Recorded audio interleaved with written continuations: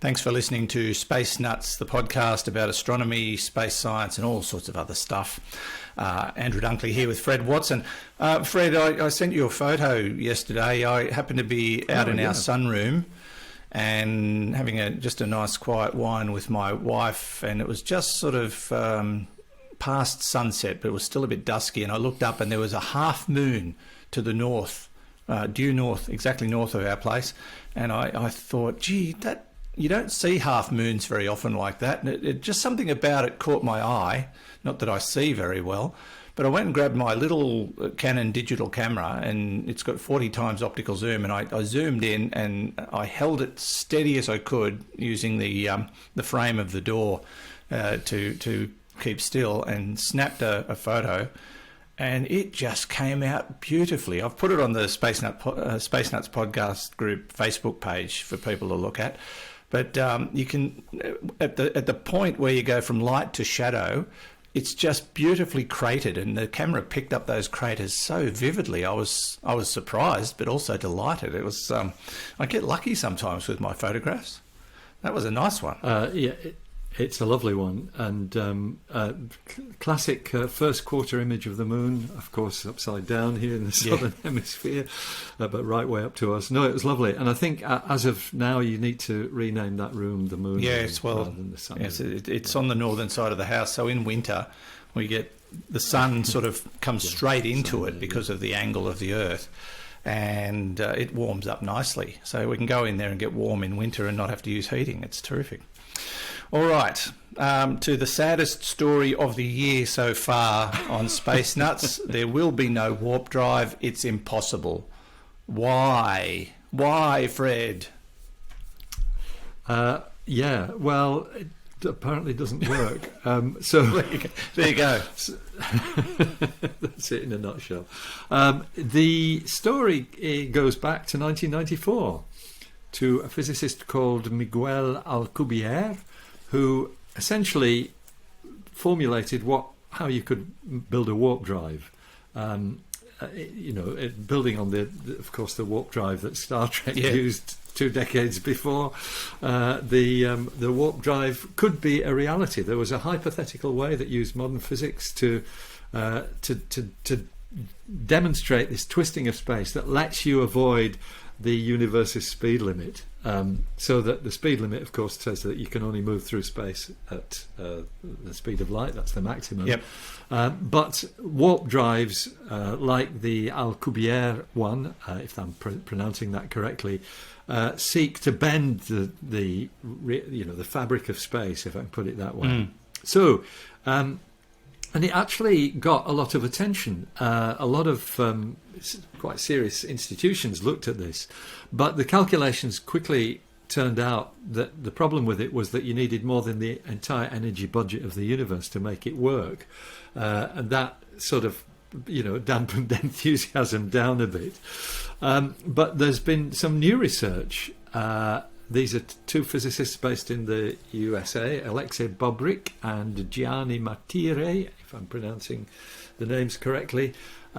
They've looked at the warp drive again, and they've kind of worked out that even if you could make one, it may not allow you to travel faster than light. It may not bend reality in the way you want it to. And so that's been a dampener, but they've actually the details of this story are that the technology that you might use if you could bend space could have other applications, some of which are quite intriguing. Oh, okay.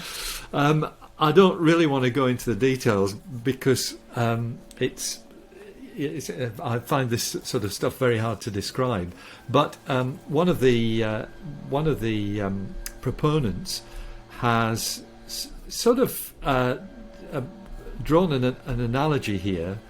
That sounds like your paving stones being cut up there. No, they're actually using a leaf blower to clear off some of the mess they've made. Just the leaf blower. Okay. There's an analogy of saying that a warp drive is a bit like a car, because what you do is you bend space around it. You twist space in front of it, sort of crush it all up, and spread it out behind it. That's the idea. Right.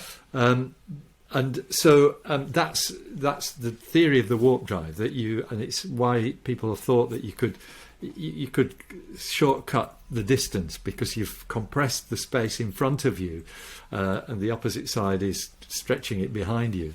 So compressing the space, theoretically, at least that was the idea, would let you cross that space quicker, and so you exceed the speed of light. But the analogy that's been drawn is, as I said, a bit like a car, because it turns out that just like a car, which is a shell of material, what you do with the warp drive is you build a shell of warped space around yourself, and the space in the middle is okay. It's what we call flat space. It's kind of like the space that we're all sitting in now. But you've built this shell around you of the warped space, but it doesn't actually get you anywhere, because the whole thing still moves at no faster than the speed of light. So that's the bottom line that they've uncovered. It, however, does suggest. Just going back a bit, there were other key issues with the Alcubierre device, because it needs negative energy, which doesn't exist at the moment. That was one of the pitfalls with it. Even if you could find it, though, it turns out that it doesn't really work. Yeah.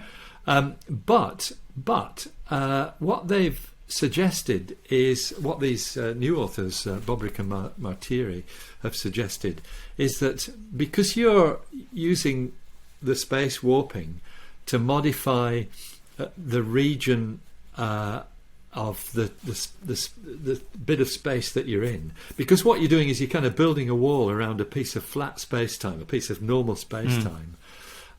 You can use the other aspects of relativity, like time dilation. You can speed up or slow down time within the warp drive. There's some examples that have been. This is a Cosmos article I'm reading here that actually comes from the conversation, so it's freely available.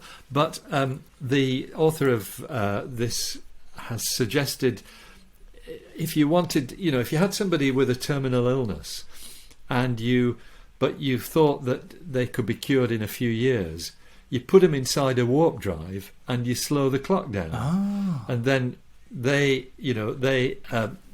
sort of stay ill for a short time, but that few years, or those number of years that they need for the new cure, that passes normally outside the warp drive, and that's the sort of thing that they're talking about. You could do the alternative thing.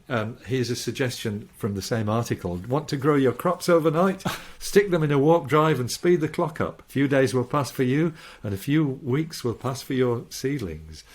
It's an interesting thought. It's amazing. Still very much in the realm of theoretical physics, but some very nice ideas for this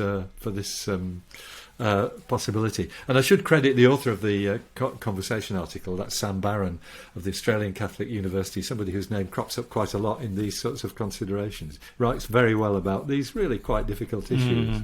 I suppose the big problem is, even if we come up with a workable theory, the energy you need to create the possibility is beyond us, which prompts the question, what can we do at the moment? I know you and I have spoken about various forms of propulsion using laser to send miniature spacecraft to other stars, but it sounds like travel to the stars in short time through warp drives is not going to happen. But there was another, I think, discussion we had about the potential for nuclear power in terms of space travel. That would get you going.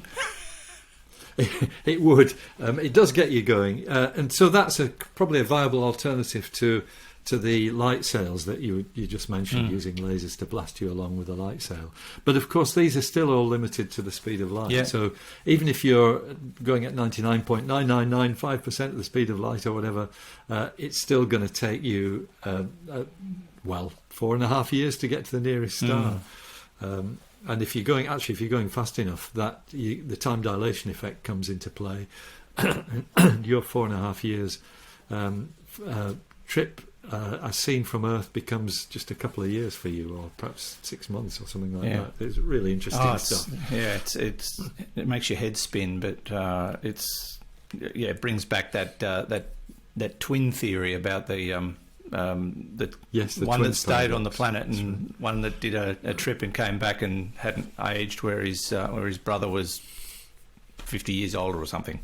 But it actually, in theory, is a real possibility, isn't it? So, well, it's more than a theory. That actually works. We know that from the behaviour of subatomic particles. When they get near the speed of light, time slows down for them. So, we see that happening. But sadly, for all the Star Trek fans, there's no warp drive. Never probably will be. We're going to have to find something else. Maybe if they get out there with some horticulturalists, they can find some wormholes, and wormholes are what you need. That's right. Probably the solution. All right, but not horticultural. No. We don't like to talk dirty on this show anyway. This is the Space Nuts podcast. Andrew Dunkley here with Fred Watson.